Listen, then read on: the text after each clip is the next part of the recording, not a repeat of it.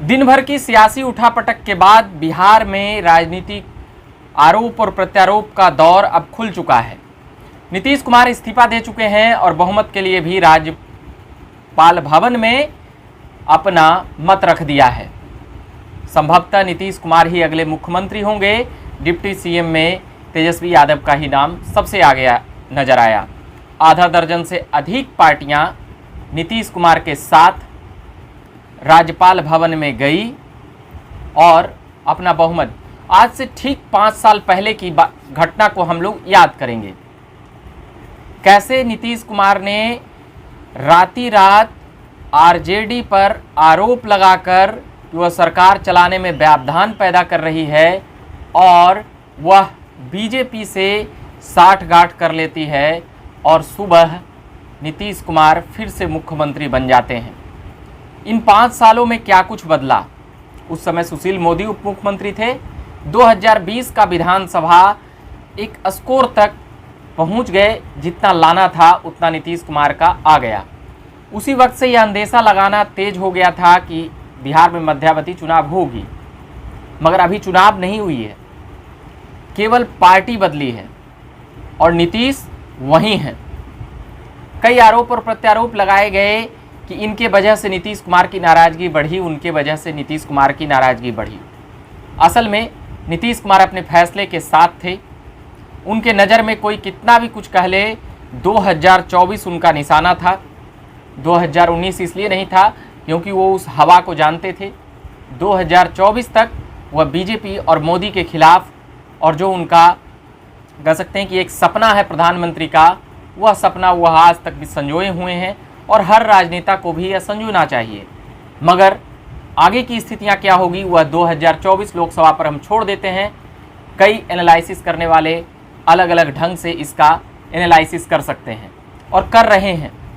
ये बातें थी जब 2017 में, मैं आज से ठीक 5 साल 11 दिन 12 दिन पहले इसलिए जा रहा हूँ क्योंकि उस वक्त बीजेपी के नेताओं को बहुत अच्छा लग रहा था आरजेडी के साथ छोड़कर जब नीतीश उनके पाले में आए थे तब। मगर आज बहुत बुरा लग रहा है, बहुत भला बुरा नीतीश कुमार को कह रहे हैं। मगर लोकतंत्र का मजाक 2017 में भी बनाया गया था जब बीजेपी और जदयू की सरकार वहां पर बनी थी 2017 में, क्योंकि 2015 का मैंडेट आरजेडी और जदयू कांग्रेस को मिली थी और 2017 में बीजेपी विपक्ष में थी। वह सत्ता में क्यों आई? यह अगर आज अलोकतांत्रिक कह रही है इस सरकार को, तो यह सरकार 2017 में बीजेपी ने भी एक अलोकतांत्रिक सरकार को समर्थन दिया था। यह एक कैसा फार्मूला है, यह लोगों को भी सोचना चाहिए और कहीं ना कहीं इस पर सख्ती होनी चाहिए। और इस पर अगर नियम नहीं है पार्टी तोड़ने वाले को लिए, तो कोई नियम है कि विधायक की सदस्यता चलेगी, मगर पूरी पार्टी ही घटाटोप कर जाए तो आप समझ सकते हैं आप किसके साथ गठबंधन लड़े। 2015 का गठबंधन आरजेडी के साथ लड़ा गया था, मगर 2017 में नीतीश कुमार ने अपनी मर्जी से, या कह सकते हैं कि अपना जो उनका पॉलिटिकल स्टाइल रहा है हर 5 साल में पार्टी और दल बदलने का, वो कैसे किए? क्योंकि जन समर्थन तो उस घटक दल को मिली थी और 5 सालों के लिए मिली। मगर यहाँ पर कुछ नियम कायदे, यहाँ पर कह सकते हैं कि कुछ ढील दी गई है भारतीय लोकतंत्र में। ऐसे ही इंडिया, भारत का लोकतंत्र दुनिया का सबसे बड़ा लार्जेस्ट डेमोक्रेसी कहा जाता है पूरे वर्ल्ड में, और अमेरिका सबसे ताकतवर लोकतंत्र के तौर पर जाना जाता है। मगर अगर आज इसे अलोकतांत्रिक कह रही है कोई विरोधी दल, तो फिर उस वक्त भी अलोकतांत्रिक थी 2017 में। अब बात करता हूं RCP Singh.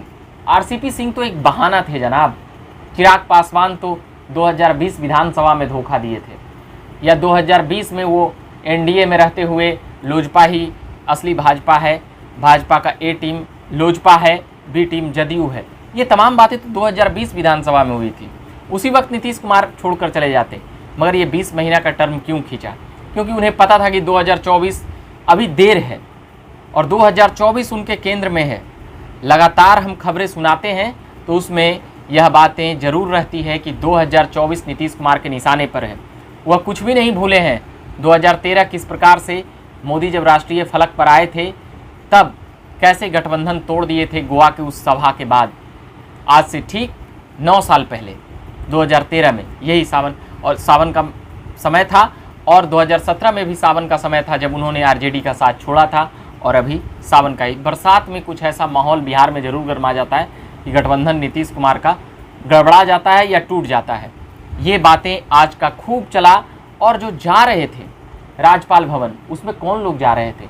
Lalan Singh driving seat के बगल में बैठे हुए थे आगे, और पीछे नीतीश कुमार और तेजस्वी यादव बैठे हुए थे, जो एक तरफ सत्ता पक्ष का नेतृत्व कर रहे थे और एक विपक्ष का नेतृत्व कर रहे थे। और 2 दिनों पहले आरजेडी बिहार सरकार और भारत सरकार के खिलाफ धरना प्रदर्शन और आंदोलन की थी। 7 तारीख को, आज 9 तारीख है, यह खबरें चलने तक 12 बज जाएगी तो 10 तारीख हो सकती है, मगर अभी 9 तारीख है। और आज से ठीक 48 घंटे पहले आरजेडी, कांग्रेस और वाम दल सभी मिलकर नीतीश कुमार का विरोध कर रहे थे। 48 घंटे में क्या कुछ हुआ? सत्ता के लिए सब कुछ समझौते होते हैं, और आगे की पॉलिटिकल रणनीति तय करने के लिए बीजेपी जो आज इतना भला बुरा कह रही है, मैं दावे के साथ कहता हूं कि अगर 2024 में अगर नीतीश कुमार का चुनाव समीकरण अगर बेहतर नहीं हुआ और आरजेडी की परेशानी को वह भुनाने में कामयाब हो गए और बीजेपी सेंट्रल की राजनीति उस समय भी करती रह गई, अगर घटक दल की ज़रूरत उस वक्त पड़ेगी तो फिर पक्का 2025 का विधानसभा नीतीश कुमार बीजेपी के साथ लड़ते हुए नजर आ सकते हैं, या बीच में तेजस्वी यादव ही कुछ हिचकोले देते हुए नीतीश कुमार को नजर आए, तो इसमें